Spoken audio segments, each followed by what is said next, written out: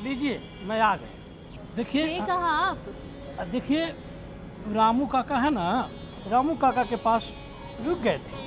अरे रुक गए आप? वहाँ पे काहे के लिए रुक गए? मेरे सर दर्द से फटा जा रहा है। आपको बोले दवाई लाने के लिए। देखिए, वहाँ पर झगड़ा हो रहा था, झगड़ा। अरे तो झगड़ा हो क्यों रहा था? कैलू है ना, कैलू अब बिरजू, दोनों आपस में झगड़ा कर रहा था। उसको बीच बचाव में भूल गया, दवा भी नहीं लाया। तो झगड़ा हो क्यों रहा था? झगड़ा खेत के लिए, जमीन विवाद? क्या मामला क्या है?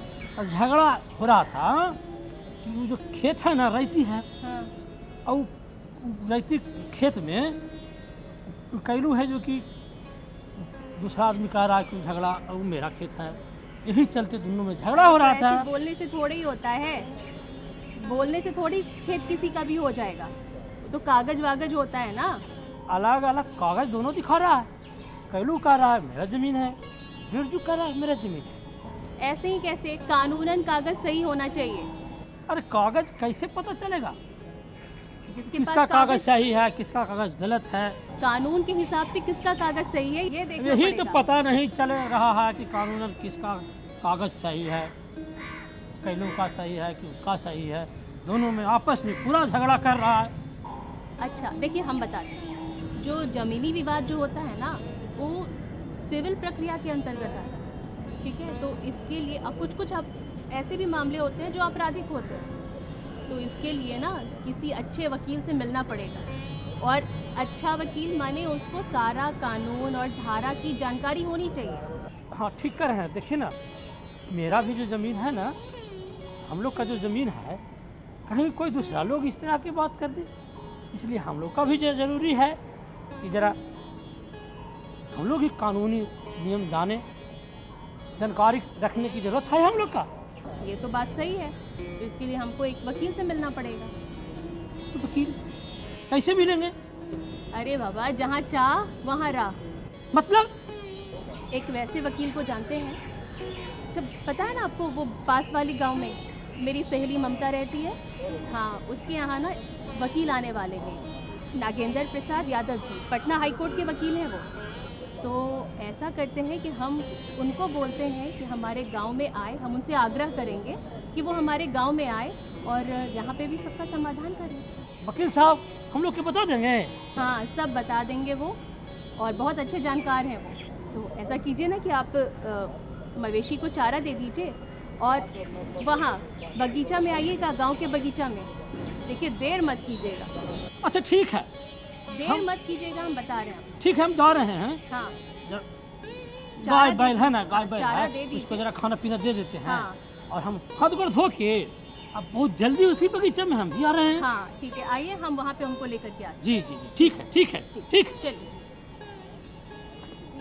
सर, गांव में बहुत सारी ऐसी समस्याएं हैं ज़मीन की विवाद को लेकर के। सर, मेरी भी बहुत सारी ऐसी समस्या है जिसका निवारण मुझे चाहिए। तो आप मेरे आग्रह करने पर आएँ और अब हमारी सारी समस्याओं का समाधान होगा। सर, इसके लिए बहुत बहुत आपका धन्यवाद सर। आपका भी धन्यवाद। जी सर। सर, अभी बस आते ही होंगे, फिर हम लोग आ गए। प्रणाम सर। प्रणाम प्रणाम। सर, देखिए सर, हमरा जो है ना, घर पर जो ज़मीन है गांव में जी। अरे थोड़ा 1 मिनट रुक जाइए। थोड़ा सा पहले हम सर को बोलें कि हमारे दर्शकों को परिचय दे दे अपना सर, तो बहुत अच्छा रहेगा ये। जी जी सर। मेरा परिचय है, मैं नागेंद्र प्रसाद यादव, अधिवक्ता, पटना उच्च न्यायालय। हमारा जो गांव में सर जी ज़मीन है, जी ज़मीन के बारे में सब कुछ तो मेरा है, लेकिन फिर भी एक डर बना हुआ रहता है। गांव घर में बहुत ज़मीनी विवाद होता रहता है सर। जी इसके कुछ निवारण, इसको सुरक्षा के लिए कोई उपाय सर, बताया गाँव जाए। में ही हमारे जो 2 भाई हैं, कालू और कैलू व बिरजू एगो बिरजू। भाई न सर, जी। आपस में वो है जो कि झगड़ा करते रहता है। हाँ, अच्छा। ज़मीन कहता को कि लेकर मेरा ज़मीन कि है, वो कागज़ भी वो कहता दिखा है। रहे हैं दोनों कि ये ज़मीन मेरा है, वो भी बोल रहा है ये ज़मीन मेरा है।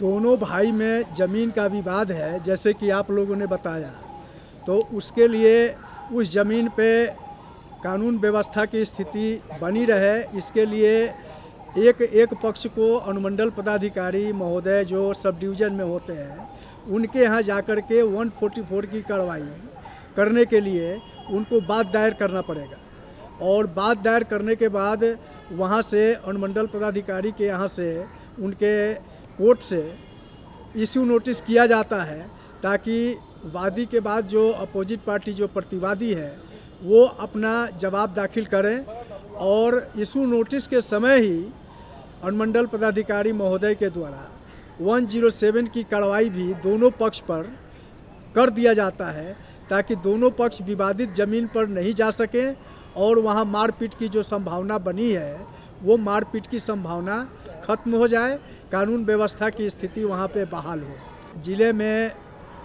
जिला भूअर्जन पदाधिकारी होते हैं, जिनके यहाँ ज़मीन संबंधी विवाद जो होता है उसको आप दाखिल कर सकते हैं, और जिन्हें DCLR अंग्रेजी में कहा जाता है उनका ऑलरेडी न्यायालय हर जिला में रहता है।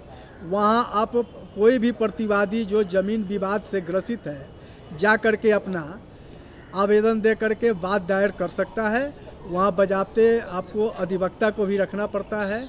आप वहाँ 100 रुपया का फीस दे करके 3 प्रति में आपको बात दायर करना पड़ता है, और उसके बाद केस में वहाँ डेट दिया जाता है। डेट के बाद DCLR महोदय के द्वारा केस की सुनवाई की जाती है, और सुनवाई के बाद इशू नोटिस किया जाता है। सर, सर वहाँ कौन कौन से कागज़ बना के है जो कि ज़्यादा ज़रूरी है कि दो कागज़ लेके वहाँ है जो कि दरख्वास्त पेश करे? देखिए, वहाँ आपको जो ज़मीन संबंधी कागजात है, दस्तावेज है, उसको उसके बाद से अगर आप म्यूटेशन करा चुके हैं अनुमंडल ये अंचल के द्वारा, उसका रसीद और भी जो डॉक्यूमेंट है जितना हो सके उस ज़मीन से संबंधित उसको वहाँ आवेदन के साथ दायर किया जाता है। जो इशू नोटिस किया जाता है उसके बाद प्रतिवादी के द्वारा जवाब दाखिल किया जाता है एक पक्ष के द्वारा, यानी कि 15 दिनों के अंदर उनको जवाब दाखिल करना पड़ता है, और जवाब दाखिल करने के बाद दोनों पक्ष के लिए बात सुन करके कोई भी कोर्ट DCLR के द्वारा इस केस में ऑर्डर पास किया जाता है। सर, अगर ये देखा जाए कि वो जो ऑर्डर पास हुआ है उससे हम अगर सहमत नहीं हैं तो फिर हमें उसके लिए क्या करना चाहिए? अगर दोनों पक्ष के द्वारा बात दायर के बाद अगर सुनवाई के बाद DCLR के कोर्ट के द्वारा अगर उन्हें एक पक्ष को न्याय नहीं मिलता है तो वो पक्ष जो है 30 दिनों के अंदर अपर समाहर्ता महोदय जो जिला में होते हैं, जिस जिला के वो रहने वाले हैं, अपर समाहर्ता महोदय के कोर्ट में 30 दिनों के अंदर वो अपील दायर कर सकते हैं। सर, अगर ये देखा जाए कि ये जो प्राथमिक शिकायत होती है अगर किसी भी ज़मीन विवाद की, तो प्राथमिक शिकायत लेकर के हम कहाँ जाएंगे? जिस इलाके में आप रहते हैं वहाँ के थाना में जाना पड़ेगा, और थाना में जाकर के प्राथमिकी दर्ज करानी होती है, जिससे कि आपको जल्दी आपके साथ न्याय मिल सके, कानून का सहारा आपको मिल सके, और जो आपके विपक्षी जो हैं, जो मारपीट पर उतारू हैं या वो ज़बरदस्ती आपके ज़मीन को दखल कब्जा करना चाहते हैं, तो उससे जो पुलिस पदाधिकारी होते हैं वो अनुसंधान प्राथमिकी दर्ज होने के बाद अनुसंधान के क्रम में जाते हैं, और जो दबंग किस्म के लोग होते हैं या जो उदंड और आपराधिक चरित्र के लोग होते हैं उनके खिलाफ कानूनी कार्रवाई करते हैं। मैंने सुना है कि सिविल और आपराधिक दोनों तरीके के होते हैं मामले, तो ये दोनों के लिए क्या हमें अलग अलग जाना पड़ेगा? हाँ जी, आपको अगर सिविल मैटर का केस है, ज़मीन संबंधी केस है, तो उसके लिए सक्षम जो जिला न्यायालय होते हैं वहाँ पे सिविल जज बैठते हैं, सब जज बैठते हैं, इस केस का निपटारा वो करेंगे। अगर मारपीट की संभावना बनी हुई है या मारपीट हो गई है और आपको न्याय चाहिए, तो इसके लिए एफआईआर करने के बाद 24 घंटा के अंदर में थाना प्रभारी को इस प्राथमिकी की सूचना कंसर्निंग जो ज़िले होते हैं, ज़िले के सीजीएम के यहाँ उनको भेजना अनिवार्य होता है और वो 24 घंटा के अंदर में प्राथमिकी जो दर्ज किए रहते हैं उसकी सूचना सीजीएम जो जिला के होते हैं उनके यहाँ आपको न्याय के लिए जाना पड़ता है। अच्छा सर, ये जो लोग जो किसी भी ज़मीन पर मालिकाना हक का दावा करते हैं और ये पेपर्स जो दिखाते हैं, तो वो पेपर सही है या गलत है, इसकी जांच क्या हम आम आदमी कर सकते हैं? नहीं, इसके लिए जो ज़िला में जो सिविल केसेस सुनने वाले जो कोर्ट होते हैं, जो सब जज होते हैं और सिविल मैटर के सुनने वाले जो कोर्ट होते हैं, उनके यहाँ आपको बात दाखिल करना पड़ेगा और बात दाखिल करने के बाद वहाँ से इशू नोटिस होगा और इशू नोटिस होने के बाद जो आपके अपोजिट पार्टी हैं वो जवाब दाखिल करेंगे। अगर जवाब दाखिल करने में कुछ फर्जी अगर डॉक्यूमेंट वो कोर्ट के सामने अगर वो प्रोड्यूस करते हैं, अगर आपके अधिवक्ता अगर इस बात को अगर उठा दे कि प्रतिवादी के द्वारा अपोजिट पार्टी के द्वारा जो डॉक्यूमेंट पेश किया गया है वो फर्जी है, इसकी जांच कराई जाए, अगर ये कोर्ट को संज्ञान में आ जाएगा तो सिविल मैटर सुनने वाले जो जज होते हैं उसकी जांच के लिए वो एक्सपर्ट को बहाल कर सकते हैं और उस डॉक्यूमेंट की जांच कराई जा सकती है। अगर वो डॉक्यूमेंट अगर फर्जी हुआ तो उनके खिलाफ जो है 420 का आपराधिक चरित्र का जो केस होता है 420 का, उन पे दायर किया जा सकता है और उनके खिलाफ कानूनी कार्रवाई की जा सकती है। सर, यदि नोटिस गया, सूचना मिली, उसके बाद में लोग नहीं माने तो उस परिस्थिति में जो सक्षम जो कोर्ट होते हैं वो कोर्ट जो है अपने विवेक से 1 या 2 डेट दे सकते हैं। अगर 1-2 डेट के बाद भी अगर अपोजिट पार्टी अगर एपियर नहीं होते हैं तो कोर्ट अगर अपने विवेक का इस्तेमाल करेंगे, अगर उनका विवेक ये लगता है कि ये केस जो है ये फर्जरी किया गया है, इस केस में कोई दम नहीं है, तो वो एक्स पार्टी फैसला भी कोर्ट कर सकती है। गांव में एक और समस्या है, जैसे कि खेत मेरा और खेत दूसरा के दिया गया और उसके बाद में वो है जो कि अब खाली नहीं कर रहा है, वो बरियाँ है जो कि उस पर प्रेशर बना रहा कि हम हट भी नहीं करेंगे और बहुत परेशानी हो जाता है सर गांव के लोग के। जैसे कि किसी को बहुत दिन से खेत किसी रूप में दिया हुआ है, हाँ, अब वो छोड़ने के लिए तैयार नहीं है, तो उसके लिए आपको क्रिमिनल केस करना पड़ेगा। जी, और क्रिमिनल केस के साथ आप थाना में जाएंगे, प्राथमिकी दर्ज होगा और थानेदार जो है आपसे डॉक्यूमेंट मांगेंगे। अगर आपका डॉक्यूमेंट अगर सही है और वो दबंग किस्म का आदमी है, अगर आपके साथ अगर ज़बरदस्ती कर रहा है तो उसके खिलाफ कानूनी कार्रवाई की जा सकती है और ये थाना के द्वारा उनके खिलाफ कानूनी कार्रवाई की जाएगी, उन्हें जेल भी भेजा जा सकता है विभिन्न धाराओं के अंतर्गत। सर, अगर उसी खेत पर मान लीजिए कि फसल बहुत अच्छी हो रही है, जो कि हमारा ही खेत है, और उस पर दावा कोई और कर रहा है, तो फिर उसका क्या आगे प्रोसीजर होगा? उस स्थिति में आपको दोनों क्रिमिनल और सिविल दोनों मैटर का आपको सहारा लेना पड़ेगा। पहले तो जा कर के आपको जिस इलाके में आप रहते हैं वहाँ के थाना में आपको एफआईआर करना होगा और उसके बाद अगर आपको लगे कि इससे हमको अभी न्याय मिलने में लेट होगा या थाने का पदाधिकारी लोग भी अगर टाल मटोल की स्थिति करते हैं तो इसके लिए आपको सक्षम न्यायालय जो है, सिविल मैटर का जो न्यायालय है, वहाँ जाकर के आपको बात दायर करना पड़ेगा। और बात दायर करने के बाद वहाँ से आपको नोटिस होगा और नोटिस होने के बाद अपोजिट पार्टी को उस एक डेट फिक्स किया जाएगा कोर्ट के द्वारा, और कोर्ट के द्वारा डेट फिक्स करने पर उस डेट पर आपको अधिवक्ता उनको रखना होगा और अधिवक्ता अपना जवाब दाखिल करेंगे। जवाब दाखिल करने के बाद ये फिर केस जो है सुनवाई के लिए जाएगा। अगर सुनवाई के पश्चात अगर जो न्यायिक दंडाधिकारी हैं, अगर उन्हें लगता है कि अपोजिट पार्टी के द्वारा जो ये किया जा रहा है, दावा किया जा रहा है, वो गलत है, तो वो अपने आदेश देगा और कमिश्नर बहाल कर सकता है। कमिश्नर बहाल करेगा, अमीन बहाल करेगा, और अमीन बहाल करने के बाद स्पॉट पर ये सारे लोग जाएंगे मजिस्ट्रेट के साथ और जा कर के उस ज़मीन की डॉक्यूमेंट की जांच करेंगे और डॉक्यूमेंट जांच करने के बाद असल निरीक्षण करेंगे। वहाँ लोगों को बुला करके उनकी गवाही ली जाएगी। अगर गवाही के उपरांत अगर मजिस्ट्रेट को जो बहाल किया गया है, जो कमिश्नर बहाल किया गया है, अगर उन्हें लगेगा कि ये अपोजिट पार्टी द्वारा ये जो दावा किया जा रहा है वो गलत है, तो ये रिपोर्ट कोर्ट को देंगे और कोर्ट जो है एक तिथि तय करेगा।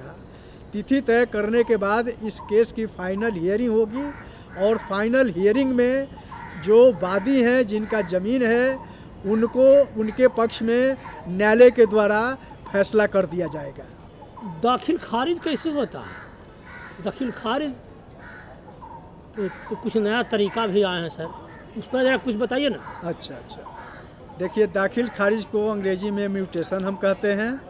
दाखिल खारिज इस स्थिति में होता है कि कोई भी आप नया ज़मीन किसी से आप रजिस्ट्री कराते हैं, तो रजिस्ट्री करा लेने के बाद उस आदमी से आपको ज़मीन जो है, आप तो कोर्ट में जा कर के रजिस्ट्री करा लिए, लेकिन उस ज़मीन का टुकड़ा आपके नाम से कैसे हो, इसके लिए आपको अंचल में सीओ बैठते हैं, जिसे अंचलाधिकारी कहते हैं, उन्हीं को पावर है दाखिल खारिज करने का। तो जिस आदमी से आपने रजिस्ट्री कराया है उसका तो डॉक्यूमेंट है आपके पास, उसके लिए आपको जिसका आप शेयर हैं या अकेले हैं, आप अपना एफिडेविट और उस ज़मीन का डॉक्यूमेंट लगा करके अंचलाधिकारी के यहाँ आप दाखिल करते हैं, तो उसकी जांच वो राजस्व कर्मचारी से, उसके बाद सीआई से वो कराते हैं, और ये सीआई और ये जो राजस्व कर्मचारी होते हैं अपने रजिस्टर 2 में आपका नाम दर्ज करते हैं, और नाम दर्ज करने के बाद आपके डॉक्यूमेंट को अंचलाधिकारी जिस अंचल के आप रहने वाले हैं उनके समक्ष उसको पुटअप किया जाता है। वो सारे पेपर का वेरिफिकेशन करते हैं और वेरिफिकेशन करने के बाद वो आपके नाम से उस ज़मीन को दाखिल खारिज करने का आदेश पारित करते हैं, और आदेश पारित करने के बाद आपके नाम से राजस्व कर्मचारी के द्वारा रसीद काट दिया जाता है और उस भूमि का स्वामित्व आपके पक्ष में हो जाता है। इसी को दाखिल खारिज हम कहते हैं। भूमि जो कानून है वो कौन सी धारा में आती है और इसमें क्या क्या नए नए कानून आए सरकार के द्वारा? भूमि विवाद जो निपटारा जो कानून का गठन किया गया है वो 2010 में किया गया है, और 2010 में इस कानून का निपटारा किया गया है, जिसके द्वारा विभिन्न धाराओं के अंतर्गत इसका निपटारा किया जाता है।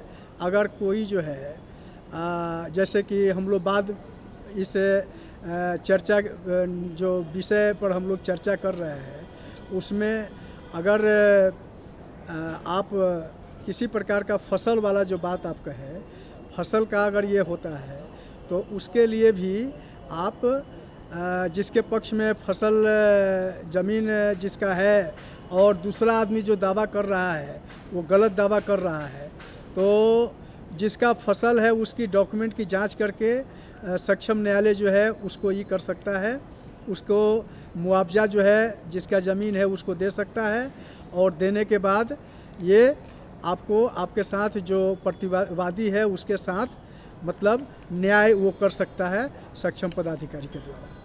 सर एक और सवाल है कि जी अगर आपसी बंटवारा करना है जी। तो उसका क्या प्रोसीजर?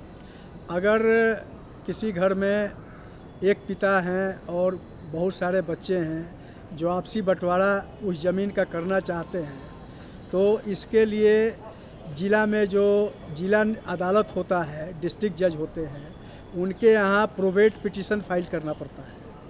उस प्रोबेट पिटीशन में एडवोकेट के द्वारा सारा शेड्यूल बनाया जाता है, और शेड्यूल बना करके और उसको एफिडेविट किया जाता है। एफिडेविट के साथ जो घर से संबंधित और उस ज़मीन से संबंधित जो डॉक्यूमेंट होते हैं उसको लगा करके फाइल किया जाता है, और उसके बाद डिस्ट्रिक्ट जज महोदय के द्वारा बहस के बाद उस पर आदेश पारित किया जाता है, और उस बंटवारा जो शेड्यूल बनाया गया है उसको एक्सेप्ट किया जाता है, और वो बंटवारा का नियम कानून वो बन जाता है, और सारे लोगों में वो कानून मान्य हो जाता है। सर आप आए और हमारी समस्याओं का समाधान किया, इसके लिए सर बहुत बहुत धन्यवाद। आपका भी धन्यवाद, आपका भी धन्यवाद। तो दर्शकों, अब आपको किसी भी प्रकार का संदेश या सलाह देना हो तो फिर आप हमारे पते पर लिख सकते हैं। हमारा पता है कार्यक्रम गांव घर, निदेशक दूरदर्शन केंद्र, पटना, फ्रेजर रोड 801, और हमारा ईमेल आईडी है director@gmail.com। तो इसी के साथ अब हमें और हमारी पूरी टीम को इजाज़त दीजिए। अब हम मिलेंगे आपसे अगले अंक में, तब तक के लिए दर्शकों, आप लोग लोकगीत का आनंद लीजिए। नमस्कार। नमस्कार। जय जय भैरवी असुर भयाउनी, जय जय भैरवी असुर भयाउनी, पशुपति भामिनी माया, जय जय भैरवी असुर भयाउनी, पशुपति भामिनी माया, सहज सुमति बर दिया है गोसाउनी, अनुगति गति तू पाया, जय जय भैरवी असुर भयाउनी।